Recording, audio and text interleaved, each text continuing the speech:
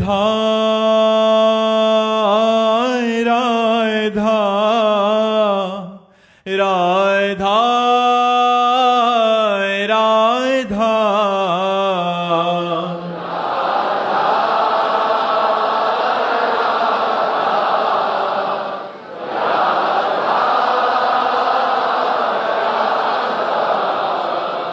राधा राधा राधा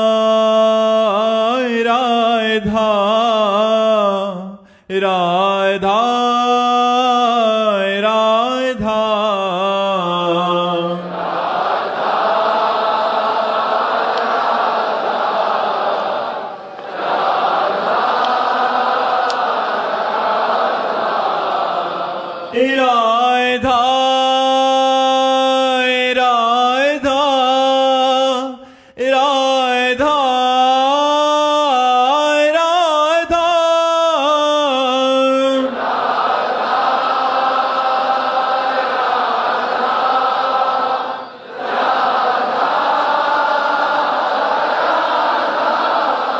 हाय राधा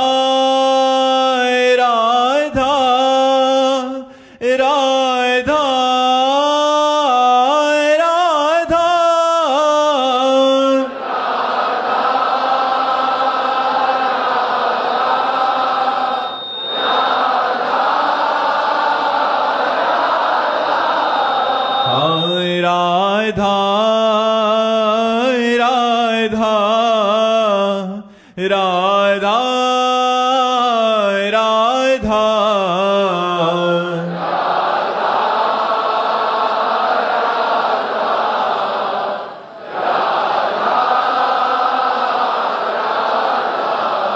हाय राधा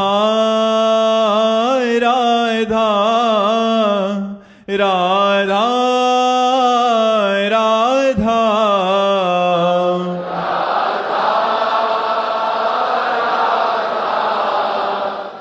राधा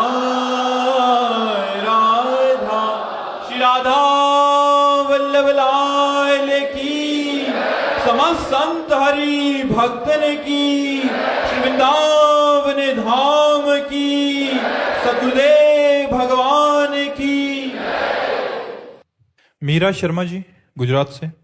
राधे राधे महाराज जी। महाराज जी, रामचरित मानस में लिखा गया है कि कर्म प्रधान विश्व करी राखा, जो जस करहीं सो तस फल चाखा। और ऐसा भी सुना है कि सुनहु भरत भावी प्रबल, या जस अपजस विधि हाथ।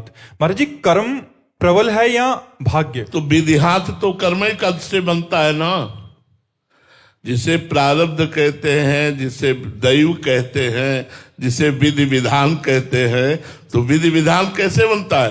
पूर्व के कर्मों से ही तो हमारा भाग्य बनता है। अब हम नए कर्म कर रहे हैं, उनको क्रियमाण कहते हैं। जो पूर्व संचित कर्म है, उनसे जो कुछ निकाल करके शरीर की रचना है, उसे ही तो दैव कहते हैं, उसे ही तो प्रारब्ध कहते हैं। अलग कहाँ है? उसे ही तो प्रारब्ध कहते हैं। समझो ना, प्रारब्ध कर्म जो दैव कर्म है, जो भाग्य कर्म है, जो परिणाम में आया है कि अब इस जन्म में ये होगा, इस आयु में होगा, वो हमारे पूर्व कर्मों का परिणाम ही तो है। तो जैसे हमने कर्म किए वैसा ही परिणाम हमें भोगने को मिल रहा है। अलग से क्या है? दैव प्रारब्ध कोई अलग चीज थोड़ी नहीं है। वो प्रारब्ध जो बना वो हमारे शुभ अशुभ संचित कर्म से निकाल करके जो मानव शरीर की रचना हुई, उसी से प्रारब्ध बना, उसी को प्रारब्ध कहते हैं। अनुजय धर जी डेनमार्क से। राधे राधे महाराज जी, आपके चरणों में कोटि कोटि प्रणाम। महाराज जी, कहा जाता है कि भगवान अपने भक्तों की परीक्षा लेते हैं, लेकिन अक्सर वो परीक्षा बहुत कठिन या कष्टप्रद भी हो जाती है, तो नाम के बल से उसको बदला जा सकता है? देखो, परीक्षा बड़े सिद्ध पुरुषों की होती है। भगवान परीक्षा बच्चों की नहीं लेते हैं। हम लोग बहुत छोटे भगत हैं। हम लोगों के सामने भाग्यवश विपत्ति और संपत्ति आती रहती है, परीक्षा नहीं होती। परीक्षा बड़े भक्तों की होती है, सिद्ध भक्तों के आरे चलवाए जा रहे हैं, आग में जलवाए जा रहे हैं, विष पिलाया जा रहा है। यहाँ का परीक्षा हो रही, यहाँ कहाँ परीक्षा? परीक्षा बड़े भक्तों की होती है, जो विश्व लेवल के भगवान के पूर्ण समर्पित भक्त होते हैं। हम लोगों में जो संपत्ति विपत्ति आती है वो प्रारब्ध से आती है, उसका भगवान की परीक्षा से कोई लेना देना नहीं है। कि जो बड़े भक्त हैं उनकी संपत्ति विपत्ति प्रारब्ध से नहीं भगवान से आती। जैसे सुदामा जी, विपत्ति है तो भगवान की कृपा है, और संपत्ति है तो भगवान की कृपा है, दुलार है, दोनों में वो देख रहे हैं। अपने लोग जो अभी कर्माधीन है वो कर्म से आती है, वो दैव से द्वारा प्रेरित है, वो भगवान के द्वारा। भगवान परीक्षा नहीं, भगवान बड़े भक्तों की परीक्षा लेते। हम लोग फेलियरों की परीक्षा क्या लेंगे? हम लोग तो फेलियर है ही। कौन ऐसे कह सकता है कि मैं माया से पास हूं? अरे शिव विरंच का मोह ही को है बपुरान, अस जी जान भजी मायापति भगवान। ईश्वर कोटि के महापुरुषों को तो माया ने मोहित कर लिया। हम लोग क्या है? हम लोग तो भगवान की चरण छत्र छाया में नाम जप करके और फेलियर बन के निकल जा रहे हैं। अगर कोई कहे मैं पास, तो उसी समय चेक हो जाएगा कि तुम कैसे हो, तो फेल हो जाओगे।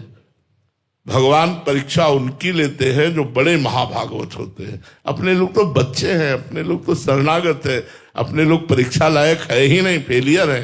पहले ही हम हाथ उठा कह रहे हम फेलियर है, हमारी परीक्षा मत लेना, नहीं हम फेल, 0 आएगा। क्यों? हमारे में सामर्थ्य नहीं है। हम देख रहे हैं, हम आपकी कृपा से नाम जप कर रहे हैं, आपकी कृपा से धाम वास कर रहे हैं, आपकी कृपा से हम जी रहे हैं। तो नाथ, आपकी कृपा ही हमारा बल है, हमारी कोई साधना बल नहीं है। अगर साधना बल होता तो हम परीक्षा के लिए तैयार होते।